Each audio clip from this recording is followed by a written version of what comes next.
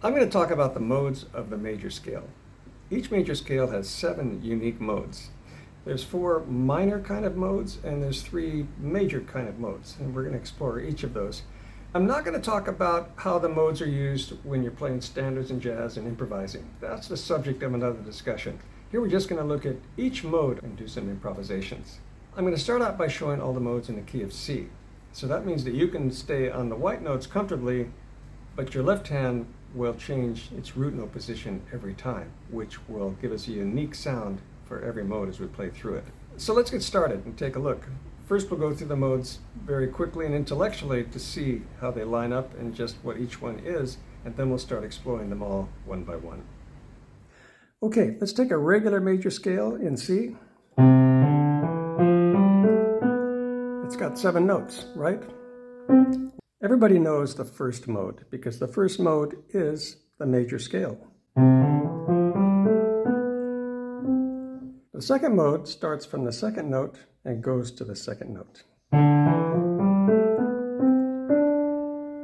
The third mode, you might guess, starts on the third scale step and proceeds to the third one,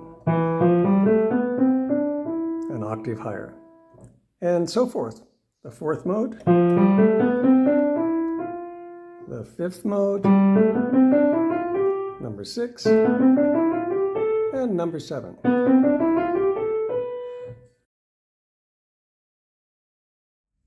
The first mode of the major scale is called the Ionian mode, but nobody really calls it the Ionian mode. Everybody just calls it the major scale.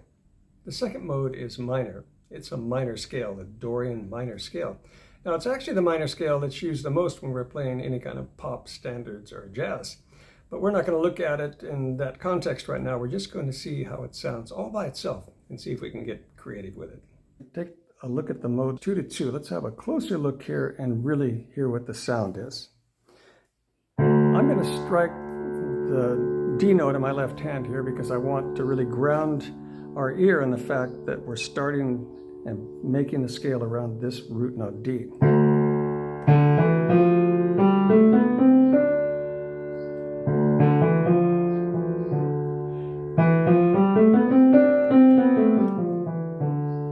Now this is a minor scale. You can hear that it's minor. And the reason it's a minor scale is because it has a minor third in it. It's a minor scale. Now, people right away ask, well, that's not the minor scale I'm used to hearing. I studied classical music, and the scale that I was taught was minor. It goes like this.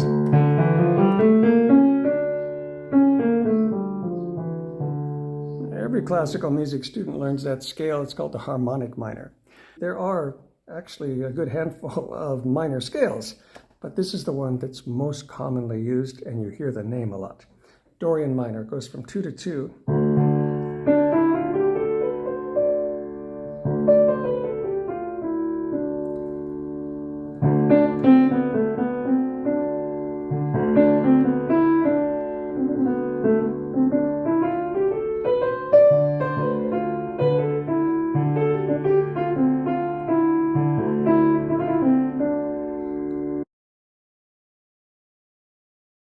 The mode that goes from 3-3 in the major scale is called the Phrygian mode. Now, it's some kind of a minor scale also, but quite different from the Dorian minor scale. The third mode of the major scale. So if we're in C, that's going to be an E note, right? And our scale is going to go from E to E, just like that. It's a minor scale. The third mode has a minor sound to it. You can hear that. It's another minor scale based on the mode number 3 in a major scale.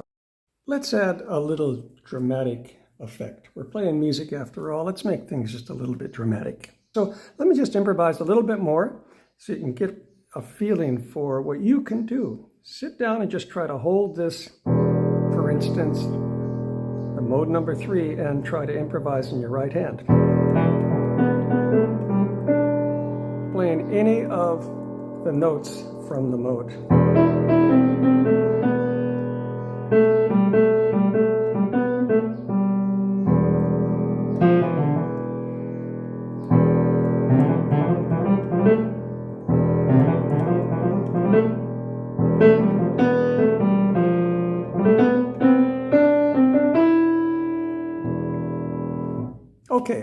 That's a little dramatic, right? That's what I was trying to do, establish a little drama so you can see how you can sit down and be creative and play in a mode. Now you can mix up and play more than one note too in your right hand. If you just strike the one note here, you can play two notes here.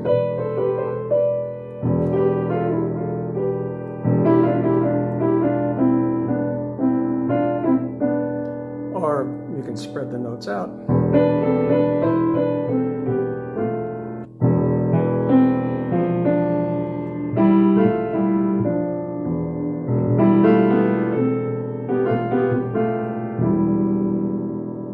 Play three notes together.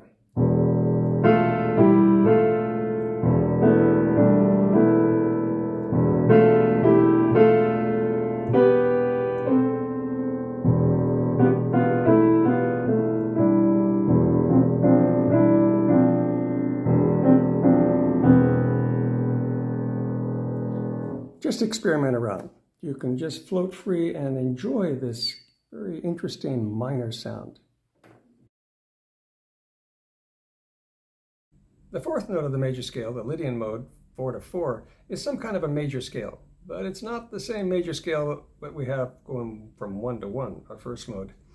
It's different because when we get to the fourth note, you really feel a difference in the tension. Now, this mode is used a lot in our jazz playing, but we're not going to go there right now. We're just going to look at the Lydian mode all by itself and see how we can get creative with the way it sounds.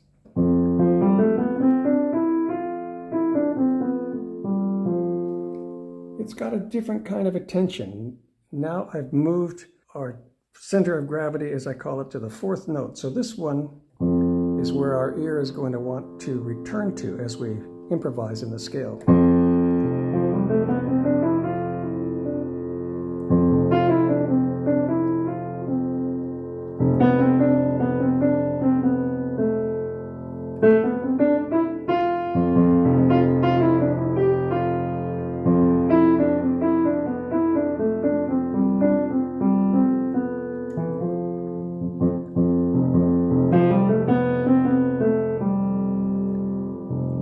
My left hand, I'm letting it ring, so this is where we want to feel the center of gravity with whatever note is ringing in the left hand.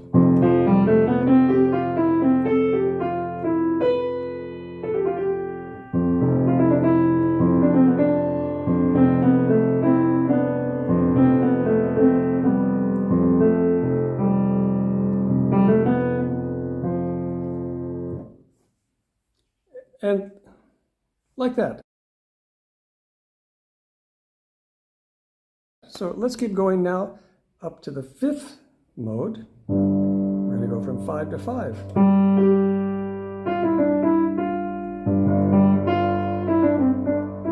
This one has more of a major scale sound to it.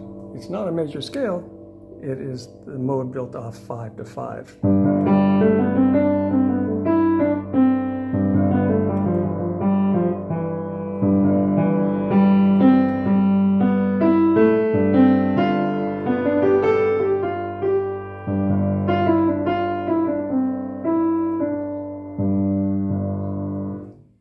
I'm going to come over to my digital piano here to improvise on the Mixolydian scale.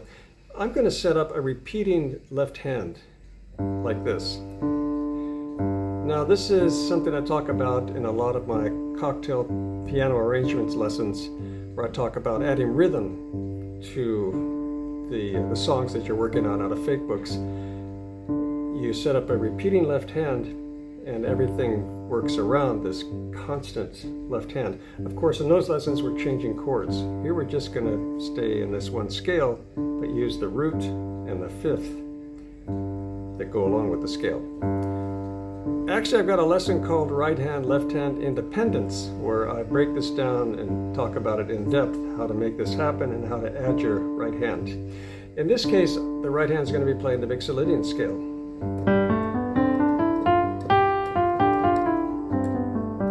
And I'm going to improvise with this rhythm I've got set up here.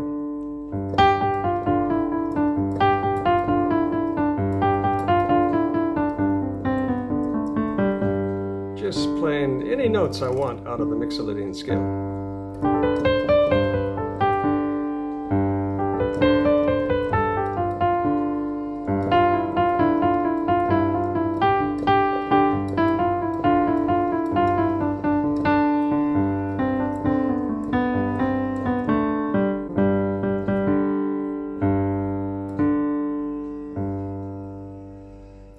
Something like that. I'm just making up any little melodies as I go along, but here the thing is I'm adding that rhythm.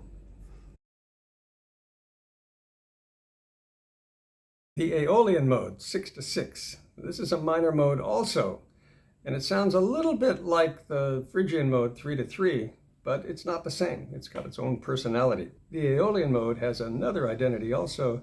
It's a natural minor scale. It's actually the same scale. When we go 6/6, it's actually the same as if we take a major scale, go to the relative minor of that major scale. If you're familiar with how that works, every major scale has a relative minor, a minor third down from it, and that is what we call a natural minor scale, and that is also what we call the Aeolian mode. The sixth mode, now this one's going to have more of a minor sound as well.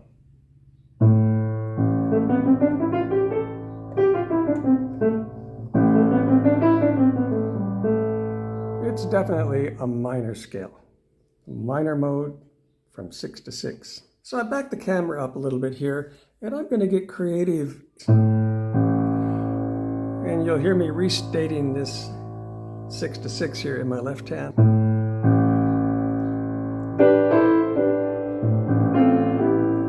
My right hand is playing notes from the scale. And I can choose any notes from the scale.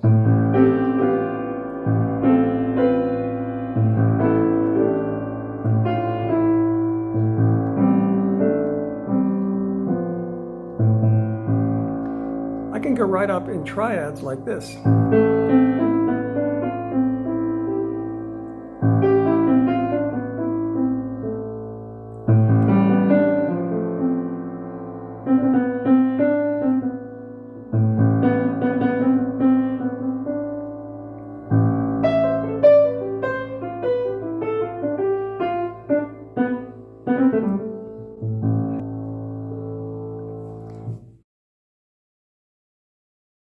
The Locrian mode, 7/7. It's also some kind of a minor mode, and it gets used a lot in standards and jazz as well.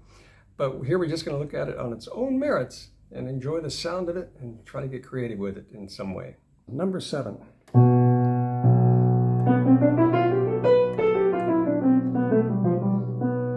This one also has a minor sound.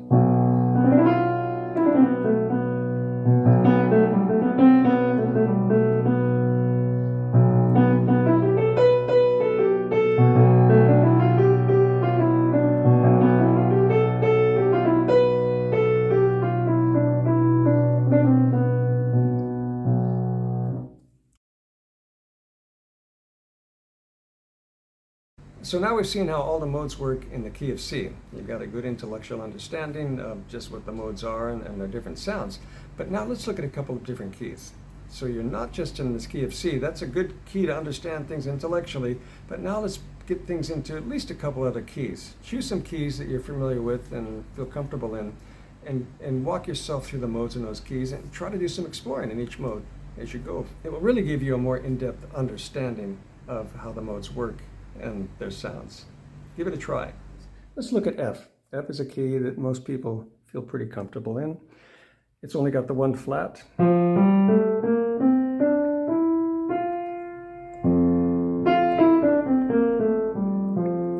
Let's take the mode built on 2/2, the Dorian mode.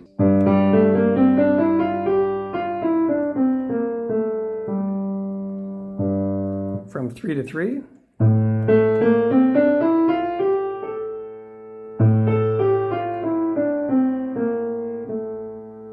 And from 4/4.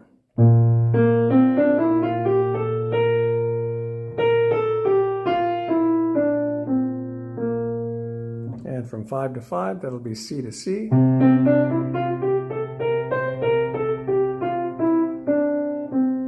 Six to 6.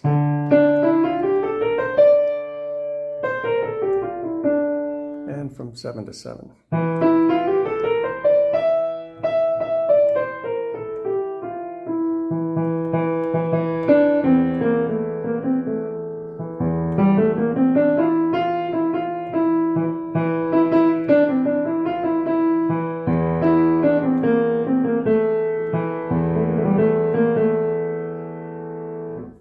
Just improvise around on any of the modes.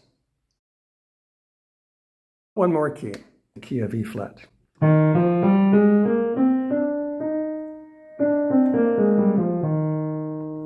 Second mode.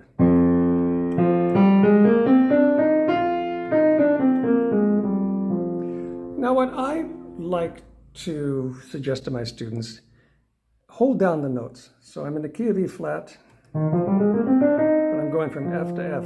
So I suggest holding down the notes, use both hands, and take a look at it. Now, I refer to this in my own silly way as the geography of a scale. And by that, I kind of say to myself, these are the mountains, the flat notes sticking up, and this is the flat land, the white notes. Because every scale, it has its own collection of notes, its own visual pattern. If you hold them all down and look at them and see if you can get familiar, take a mental snapshot. Because what happens as you keep evolving, we want to be able to just be familiar with the scale starting from any place in the scale. So when I'm improvising, I know I can choose from this collection of notes. They all come from these notes. I'll go up to the next spot, 3 to 3. We've got the 3 flats. Looks like this. So now our geography's changed slightly. It's like we've moved the map over. If I go to 4 to 4, it looks like this. Every location has its own identity, its own look, but it's all the same notes. Let's go from 5 to 5. And so forth. If we can find ways to make our evolution in music more interesting, it really makes it a lot easier. So that wraps up our lesson on modes. I hope you enjoyed it and got something out of it for your own playing. If you're playing cocktail music, jazz, improvising, you're going to want to know how these modes fit with the chords in the songs that you're learning to play. But that's the subject for another discussion.